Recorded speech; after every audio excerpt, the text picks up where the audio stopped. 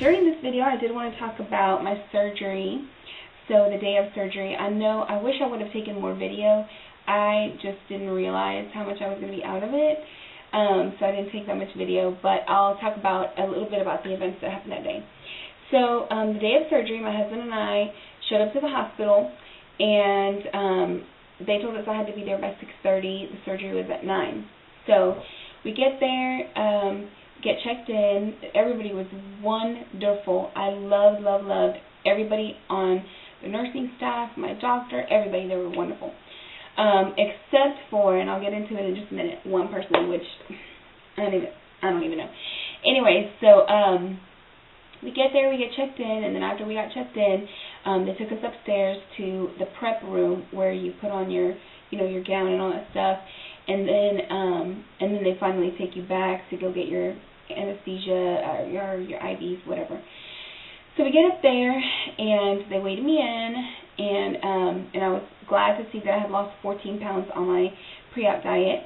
And of course, they don't know there at the hospital what you've been doing. So to them, they just see the number, and they're like, "Alrighty, well, good thing you're having surgery, right?" So anyway, so I go in, have my gown and all that stuff, put on all that stuff, and then I'm sitting there, and my husband and my sister were there, and they were, of course, hungry, just like I was. And so they're like, "Hey, we're going to go downstairs real quick and get some breakfast. We'll come right back up." Well, they leave, and like 2 seconds later, the nurse comes in and says, "Okay, it's time to go." And I'm like, I have all my stuff here, and my husband and my sister just went downstairs to get something to eat. And so she's like, "Well, you need to call them because it's time." And I'm like, "Okay." It was like 7:45, So finally, I have my husband come back up to get all the stuff.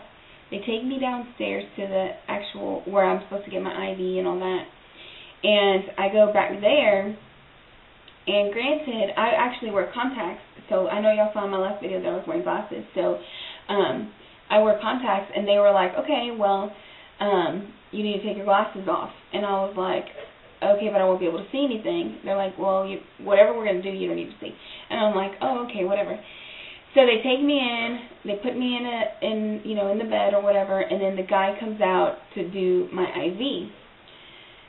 Now, I don't know if they were teaching this guy how to do an IV or what, because he just came in and was like, "Okay, let's do the IV," and he starts putting it in, and he can't find a vein. Now, in all my life that I've ever had to have any kind of IV, blood drawn, whatever, I've never had a problem with anybody finding an IV. Never. So I have no idea what this guy was doing. So he puts it in, didn't work out, takes it out, puts it in another spot, and he's like, "Okay, it looks good," takes it, it's bleeding out, like it's leaking out, and I say, "Hey, it's leaking out. It's not like gushing, okay, right? But it's leaking out." He said, "Oh, don't worry about that. That part will dry up." And I'm like, "Okay." So they're like, "You ready to go?" And I'm like, "Sure." So they take me back to the operating room. Mind you, my surgery was supposed to be at 9. It's like 7:55 or something. It's like really early. So I'm like, "Okay, let's go." So they take me back. I mean, I didn't even get to see my dad. I didn't get to see my mom. I didn't get to see anybody. So if God was calling me up that day, that would have been really sad. But anyway, so go back to the operating room, and they have me move from one bed to the next, from my bed to the operating bed, and they have me lay down, and, I don't know how they do it in other surgeries, but they have me lay down, and they put one arm down here and one arm down here. Well, apparently, they must have done something on the way to the operating room, because as soon as they put the mask on, I was out, and I don't remember anything from there. Finally, however long later, and I believe it was like an hour and a half, hour 45, something like that, I wake up in the recovery, and I still had the tube in my mouth, the breathing tube, I guess, and I'm like, "What the crap?" So I get my arm out, and I'm like pointing to my tube, like, "Hello," and one of the people in the recovery room was like, "Oh, she still has a tube," and they come out, and they're like, "Okay, just lay back, whatever," and I fell back asleep, and they pulled the tube out, whatever. So then, wake up again, but this time I'm in my actual room. I'm so out of it, like seriously, like I was just like So I opened my eyes and I saw people that I love, my grandma, my mom, my dad, my sister had already gone to work. Once she knew that everything was A-okay, she had to go to work. And my husband was there, and everybody was just, I was so excited to see them. And I wasn't in any pain. I was just really, really tired. So, fall back asleep, and everybody had left. The only person that was left was my husband. And that was pretty much it, you know. But when I finally woke up a little bit more and I was able to like go to the restroom and things like that, I realized originally when he first started putting the IV, he had put it like, he had put it like right here. Then he was like, oh no, it didn't work, so he moved it up here. Well, when I got out of surgery, it was way over here. So I don't know what the heck was going on that day, but this guy was off. So that's the only guy that I had a problem with, and it was only because he had to keep, poking me. Well, my nurses were amazing. They were so, so friendly. They were so nice. Anytime I called them, they came in, whatever. I will say this. They've given me a pump for, like, pain. And I was supposed to, like, click it, and I could do it every 30 minutes or some crap like that. I didn't use it at all. I used it, like, maybe 3 times, and it didn't do anything for me. Like, it didn't make me sleepy, nothing. It didn't do anything. So I told the nurse that I said, this is not working. Can you take this off and just give me something else? She gave me a liquid one, a liquid pain medicine, and it was perfect. It was, I don't even know what it was, Loratab or something. I don't even know. But it was perfect. They brought the food. Everybody knows, you get broth and you get a Jell-O popsicle, sugar-free popsicle, and like decaf tea and stuff like that. For me, I didn't even care about the food, y'all. I was like, get this food out of the way. Like, I didn't even care. Like, I didn't even want it, So I barely ate.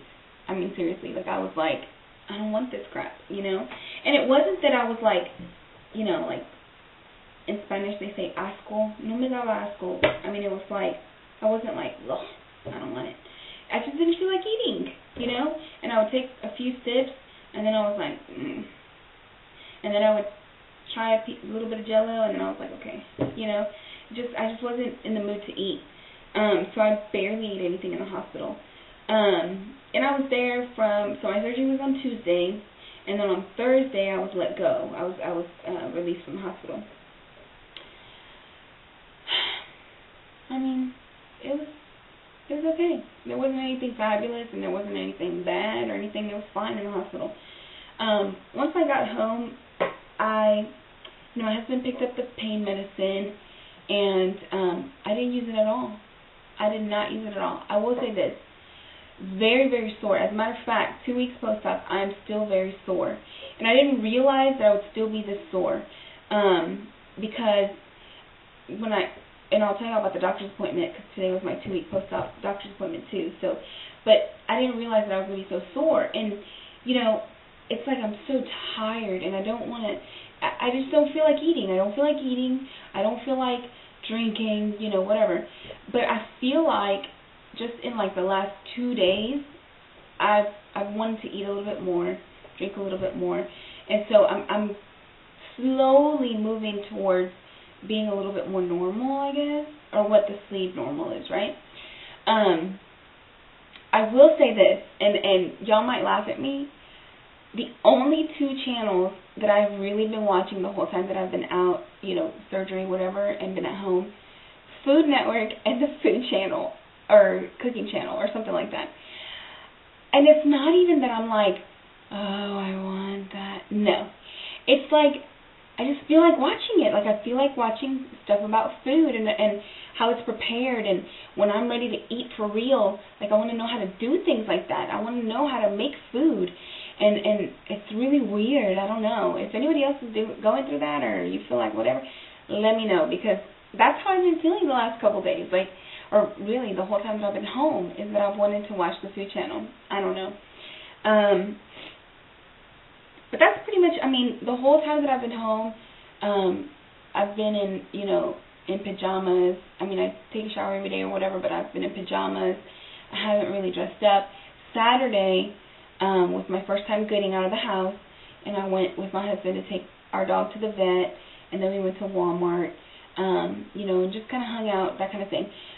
Today was the second time that I've been out, and I went to the doctor. They released me to go back to work for Monday. I was supposed to, well, I was hoping that they would release me, well, not really, but they were going to release me for tomorrow, but because I'm still really sore, like just sitting down and getting back up, he wants to give me a couple more days. So he's doing it for Monday, which is totally fine. I called my boss and everything's good. I will tell you about the doctor's visit. So went to the doctor today. Oh, one of the things that I haven't been doing is my vitamins. I have this vitamin powder. It's like 1 scoop equals like your multivitamin, etc. But just can't do it.